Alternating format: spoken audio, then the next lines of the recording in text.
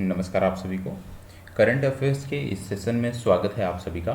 आज का हमारा जो टॉपिक है ये है कार्बन फार्मिंग। कार्बन फार्मिंग एक ज्वलंत टॉपिक है वर्तमान समय का, और पिछले कुछ दिनों से लगातार इसकी चर्चा समाचार पत्रों में देखने को मिल रही है। तो आइए देख लेते हैं कार्बन फार्मिंग है क्या, किस प्रकार से हम कार्बन फार्मिंग को समझ सकते हैं, उसके बारे में हम बात करेंगे। कार्बन फार्मिंग आपने पहले भी नाम सुना होगा कार्बन फार्मिंग का। इसके बारे में निश्चित तौर पे आप जानकारी रखते होंगे, क्योंकि एक ज्वलंत मुद्दा है और लगातार इसको लेकर के विभिन्न प्लेटफॉर्मों पर काफ़ी चर्चा भी की गई है। तो आइए देख लेते हैं कार्बन फार्मिंग है क्या, किस तरह से हम कार्बन फार्मिंग को समझेंगे, उसके बारे में हम बात करेंगे। अब जैसे आप जानते हैं, जब हम बात कर रहे हैं कार्बन फार्मिंग की, तो कार्बन फार्मिंग इस चित्र से यदि आप देखेंगे तो आपको बहुत कुछ समझ में आ रहा होगा कि कार्बन फार्मिंग है क्या। कार्बन फार्मिंग है क्या, उसको समझने की आपको ज़रूरत है। कार्बन फार्मिंग यदि हम बात करें सबसे पहले, तो आपको पता होना चाहिए कि कार्बन फार्मिंग कुछ नहीं है, बल्कि आप कह सकते हैं, ऐसे आप कह सकते हैं कि कार्बन फार्मिंग कृषि प्रबंधन की एक प्रणाली है। कार्बन फार्मिंग कृषि प्रबंधन की एक प्रणाली है जिसमें भूमि में अधिक कार्बन जमा करने में मदद मिलती है। तो कार्बन फार्मिंग क्या है? कृषि प्रबंधन की एक प्रणाली जिससे भूमि में अधिक कार्बन जमा करने में हमें सहूलियत मिलती है, हमें मदद मिलती है। साथ ही वातावरण में जो उत्सर्जित होने वाली ग्रीन हाउस गैसेज हैं, इनकी मात्रा को कम करने में हमें मदद मिलती है। तो कार्बन फार्मिंग क्या है? कार्बन फार्मिंग से हमें समझना है कि कार्बन फार्मिंग कृषि प्रबंधन की एक प्रणाली है जिसमें भूमि के अंदर कार्बन को स्टोर करने में या कार्बन को जमा करने में मदद मिलती है। साथ ही वातावरण में उत्सर्जित होने वाली जो ग्रीन हाउस गैस है, इसकी मात्रा को कम करने में हमें मदद मिलती है। इसमें कुछ ऐसी पद्धतियां शामिल होती हैं जो वातावरण से, जो आपका वातावरण है, वायुमंडल है, वातावरण से कार्बन डाइऑक्साइड दर में कमी कर उसे मिट्टी के अंदर आप कह सकते हैं कार्बनिक पदार्थों में बदल देती हैं। तो वातावरण से ये कार्बन डाइऑक्साइड को लेती हैं और मिट्टी की परतों में जो है उसे कार्बनिक पदार्थों में बदल देती हैं, ये आपको पता होना चाहिए। ठीक है, और ये सफल तभी होती हैं जब जो भूमि प्रबंधन है, याद रखिएगा, ये तकनीकी सफल तभी होती हैं जब भूमि प्रबंधन या जो संरक्षण पद्धतियां हैं उनको अपनाने से कार्बन लाभ कार्बन हानि से ज़्यादा होता है, तभी ये सफल होती हैं। उदाहरण के रूप में ये मान लीजिए सन है और सूरज यहाँ पे यदि चमक रहा है, आप देख रहे हैं, तो सूरज का प्रकाश, मान लीजिए ये पौधा है, दिख रहा है आपको, तो सूरज का प्रकाश क्या है, यहाँ पे पड़ रहा है। और जब सूरज का प्रकाश यहाँ पे पड़ रहा है तो इस पौधे की जो पत्तियाँ होंगी वो प्रकाश संश्लेषण की क्रिया संपन्न करेंगी, और जब ये प्रकाश संश्लेषण की क्रिया संपन्न करेंगी तो ये कार्बन डाइऑक्साइड का अवशोषण करेंगी, और फिर कार्बन डाइऑक्साइड का अवशोषण कर ये अपने रूट्स में दे देंगी, रूट्स और अदर पार्ट में इसको दे देंगी, और रूट्स और अदर पार्ट मिल करके इसको सॉइल कार्बन में बदल देते हैं। ठीक है, इसको सॉइल कार्बन में बदल देते हैं, ये आपको पता होना चाहिए। ठीक है, अब यहाँ पे देखो लिखा है carbon photosynthesis into plant from air. ठीक है, plant break down into organic carbon and it transported to the soil. तो जो कार्बन था वो ऑर्गेनिक कार्बन में बदला और वो मृदा में ले जाया गया। Oxygen respires into the air from the plant, ये आप जानते हैं, कार्बन डाइऑक्साइड ये अवशोषित करते हैं और ऑक्सीजन को ये छोड़ते हैं। फिर आप देख रहे होंगे कि organic carbon increases and in store in the soil with the regenerative agriculture practice.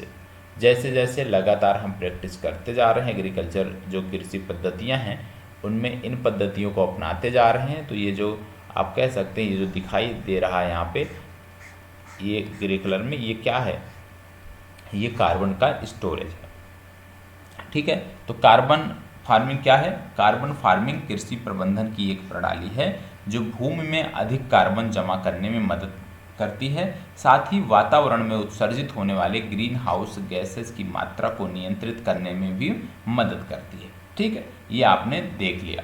अब आइए आगे कुछ बेसिक चीज़ें हैं, पहले देखते हैं। यहाँ पे बताया गया है कि कार्बन फार्मिंग क्या है। फार्मिंग या खेती भोजन, फाइबर, ईंधन या अन्य संसाधनों के लिए भूमि पर खेती करने, फसल उगाने या पशुपालन की एक प्रथा है। इसमें फसलों के रोपण एवं कटाई से लेकर पशुधन प्रबंधन एवं कृषि बुनियादी ढांचे को बनाए रखने तक की गतिविधियां शामिल होती हैं। कार्बन फार्मिंग पुनर्योजी कृषि प्रथाओं का प्रयोग करते हुए इन दो अवधारणाओं का संकलन है। पहला, यह कृषि उत्पादकता एवं मृदा स्वास्थ्य में सुधार करते हुए पारिस्थितिकी तंत्र के स्वास्थ्य को बहाल करती है। यह कृषि क्षेत्रों में कार्बन भंडारण को बढ़ावा देकर ग्रीन हाउस गैस उत्सर्जन को कम करती है। पुनर्योजी कृषि प्रथाओं में रासायनिक उर्वरकों और कीटनाशकों के स्थान पर प्राकृतिक तत्वों का उपयोग, न्यूनतम जुताई, ठीक है, बहुफसली एवं विविध देसी किस्मों की बुआई, पशुधन की एकीकृत करना शामिल है। सिद्धांत रूप से यह प्राकृतिक तत्व, मृदा संरचना, स्वास्थ्य और इसका जैव विविधता एवं जैविक कार्बन सामग्री को बेहतर करने पर केंद्रित है। तो इसके बारे में आपको बताया गया कि कार्बन फार्मिंग है क्या, जो मैंने आसान शब्दों में आपको बताया। अब कार्बन फार्मिंग को लेकर के भारत में क्या अवसर है। भारत में जमीनी स्तर पर पहले एवं अग्रणी कृषि अनुसंधान कार्बन पृथक्करण के लिए जैविक खेती की व्यवहार्यता को अपना रहे हैं। भारत में कृषि पारिस्थितिकी प्रथाओं से आर्थिक लाभ प्राप्त हो सकता है, जिसमें लगभग 170 मिलियन हेक्टेयर कृषि भूमि से $63 बिलियन का मूल्य उत्पन्न होने की संभावना है। इस अनुमान में किसानों को सतत कृषि पद्धतियों को अपनाकर जलवायु सेवाएं प्रदान करने के लिए प्रति एकड़ 5,000 से 6,000 का वार्षिक भुगतान शामिल है। सिंधु गंगा के मैदान, दक्कन के पठार जैसे व्यापक कृषि भूमि वाले क्षेत्र कार्बन फार्मिंग को अपनाने के लिए उपयुक्त हैं, जबकि हिमालय क्षेत्र के पहाड़ी इलाके ऐसे नहीं हैं। तटीय क्षेत्रों में लवणीकरण की संभावना अधिक है और संसाधनों तक सीमित पहुंच है, जिससे पारंपरिक कृषि पद्धतियां सीमित हो जाती हैं। कार्बन क्रेडिट प्रणालियां पर्यावरणीय सेवाओं के माध्यम से अतिरिक्त आय प्रदान करके किसानों को प्रोत्साहित कर सकती हैं। फिर बोला गया है कि विश्व में कार्बन फार्मिंग को लेकर के क्या योजनाएं चल रही हैं। जैसे कृषि क्षेत्र में कार्बन ट्रेडिंग, अमेरिका हो गया, ऑस्ट्रेलिया हो गया, न्यूजीलैंड और कनाडा में स्वैच्छिक कार्बन बाजार उभर रहे हैं। शिकागो क्लाइमेट एक्सचेंज और ऑस्ट्रेलिया में कार्बन फार्मिंग इनिशिएटिव या पहल कृषि में कार्बन समन गतिविधियों को प्रोत्साहित करने के प्रयासों को प्रदर्शित करती है। इन प्रक्रियाओं में जुताई रहित खेती से पुनर्नवीनीकरण एवं प्रदूषण में कमी शामिल है। केन्या की कृषि कार्बन परियोजना, इस परियोजना को विश्व बैंक का समाधान प्राप्त है। ऐसी परियोजना विकासशील देशों में जलवायु समन और अनुकूलन के साथ साथ खाद्य सुरक्षा चुनौतियों को सामना करने के लिए कार्बन फार्मिंग क्षमता को उजागर करती है। आगे बताया गया है कि 4 प्रति 1000 पेरिस में वर्ष 2015 में COP21 जलवायु वार्ता के दौरान इस पहल की शुरुआत की गई। 4 प्रति 1000 एक पहल है जिसमें ग्रीन हाउस गैस उत्सर्जन को कम करने में कार्बन सिंक की विशेष भूमिका पर प्रकाश डाला जाता है। चूंकि महासागर एवं वायुमंडल कार्बन संतृप्ति बिंदु के निकट पहुंच रहे हैं, अतः 390 अरब टन के शेष कार्बन बजट का प्रबंधन करना चाहिए।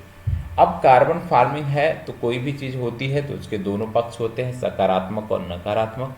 इसके कुछ नकारात्मक पक्ष हैं, जैसे गर्म एवं शुष्क क्षेत्रों में जल की उपलब्धता सीमित होने से पौधे के विकास में क्या आती है, बाधा आती है।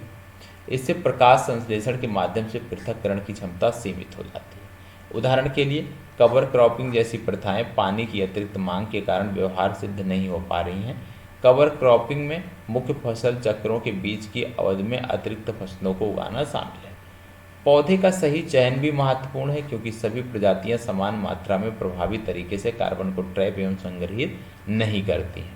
तेजी से वृद्धि करने वाले वृक्ष और गहरी जड़ वाली बारहमासी घासें इसके लिए बेहतर हैं, किंतु ऐसे पौधे शुष्क वातावरण के लिए उपयुक्त नहीं होते हैं। तो यहाँ पे बहुत सारी चीज़ें भी बताई जा रही हैं कि क्या समस्याएं हैं। जैसे कार्बन कृषि पद्धतियों को अपनाने वाले किसानों को लागत कम करने के लिए वित्तीय सहायता की आवश्यकता होती है। भारत जैसे विकासशील देशों में छोटे स्तर के किसानों के पास अस्थायी भूमि प्रबंधन प्रथाओं, पर्यावरण सेवाओं में निवेश के लिए संसाधनों की कमी हो सकती है।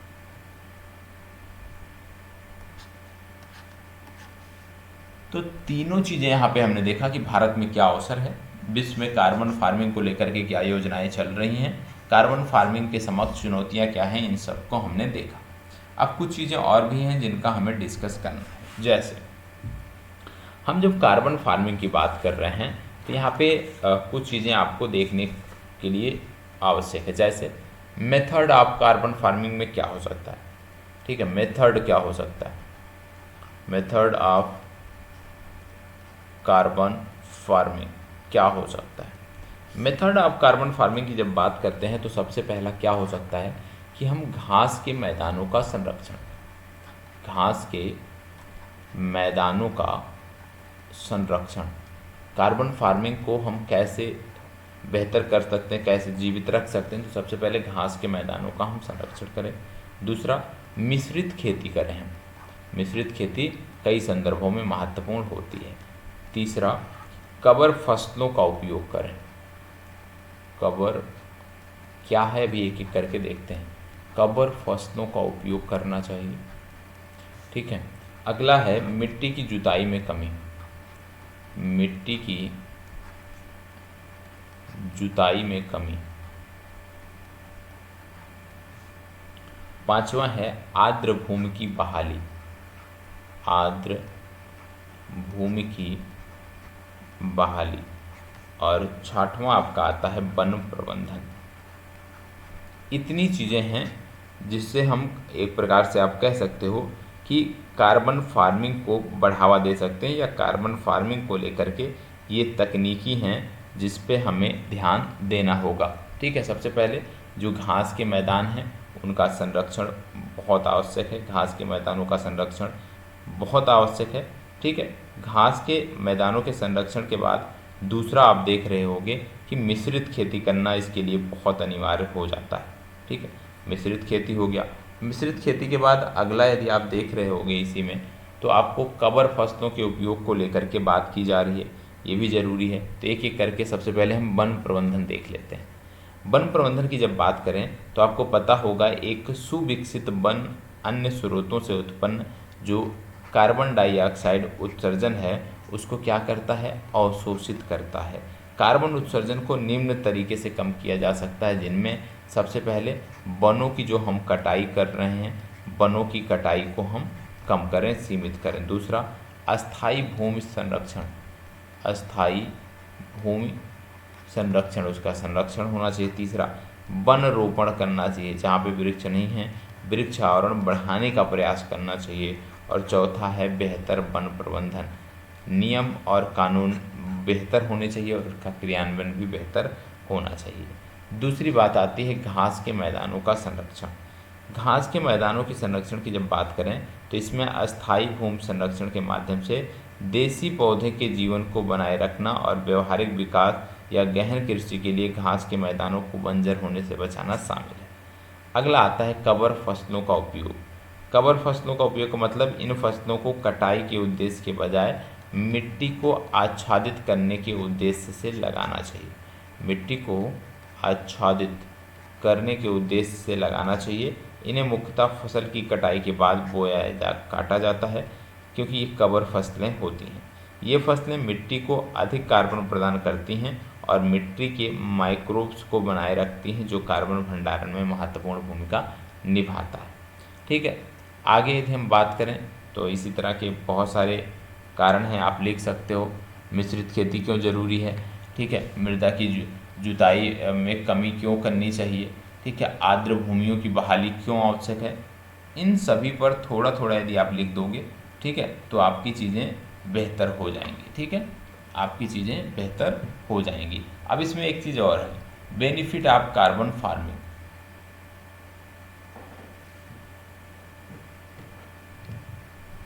ठीक है, बेनिफिट क्या है, लाभ क्या है, कार्बन फार्मिंग के लाभ क्या हैं।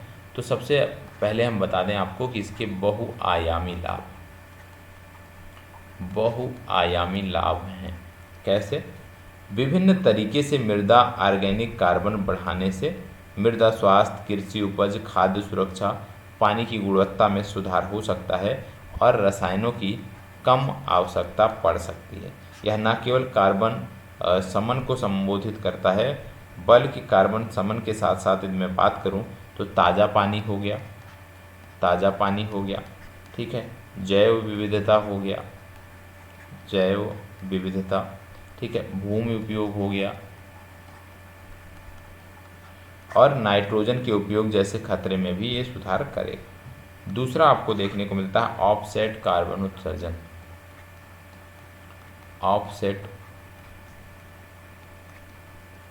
कार्बन उत्सर्जन, ऑफसेट कार्बन उत्सर्जन की बात करें, हमने एक मुहिम के बारे में भी बताया था 4 पर 1000, ठीक है, नामक एक अंतर्राष्ट्रीय जो पहल है, ये बताती है कि दुनिया भर में मृदा कार्बन की केवल 0.4% वार्षिक दर से वृद्धि यदि की जाए तो उस वर्ष जीवाश्म ईंधन से उत्सर्जित होने वाली कार्बन डाइऑक्साइड को संतुलित किया जाता। मतलब यदि हम मृदा कार्बन को 0.5% बढ़ाते हैं तो ये 0.4% जो है वो जीवाश्म ईंधन से उत्सर्जित होने वाले कार्बन डाई उत्सर्जन जो है वो उसके बराबर है। मतलब पूरी दुनिया में जितनी कार्बन की मात्रा है उसकी यदि 0.4% प्रत्येक वर्ष एक नियमित अंतराल से वार्षिक वृद्धि की जाए तो आपको देखने को मिलता है कि उस वर्ष जीवाश्म ईंधन से उत्सर्जित होने वाली कार्बन डाइऑक्साइड को संतुलित किया जा सकता है।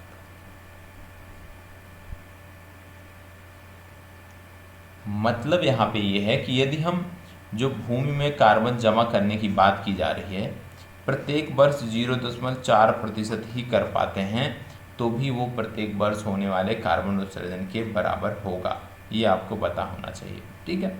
अब इस तरह से कई सारे पॉइंट और थे, वो आप स्वयं से भी कर सकते हैं, क्योंकि इसमें जैसे मिट्टी की जुताई में कमी, आर्द्र भूमि हो गया, वन प्रबंधन हो गया, मिश्रित खेती क्यों लाभप्रद है इसके बारे में मैंने आपको बता ही दिया। तो लगभग सारी चीज़ें आपकी हो गई हैं, ठीक है। अब जैसे मिश्रित खेती नहीं पता है किसी को तो बता देता हूँ। मिश्रित खेती, इसमें आप इस प्रकार से समझो कि पशुधन और फसलों की एक साथ वृद्धि के लिए जो आवश्यक जलवायु अनुकूल कृषि रणनीति है उसी को हम मिश्रित खेती के नाम से जाने जाते हैं, ठीक है। ये आपको पता होना चाहिए कि मेथड ऑफ कार्बन फार्मिंग है क्या। अब कार्बन फार्मिंग का महत्व आपने देख लिया, ठीक है। कार्बन चक्र को बहाल करने में भी ये सहायक है, एक मध्यवर्ती सामान्य रणनीति के रूप में भी इसको आप देख सकते हो। अब बात आती है कि ओवरऑल कंक्लूजन क्या है, क्या चल रहा है और क्या होना चाहिए। देखो भैया, कार्बन फार्मिंग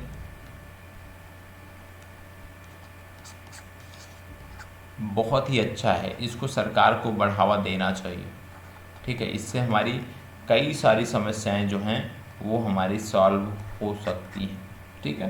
तो यहीं पर अपने सेशन को मैं समाप्त कर रहा हूँ। धन्यवाद, बहुत बहुत आभार।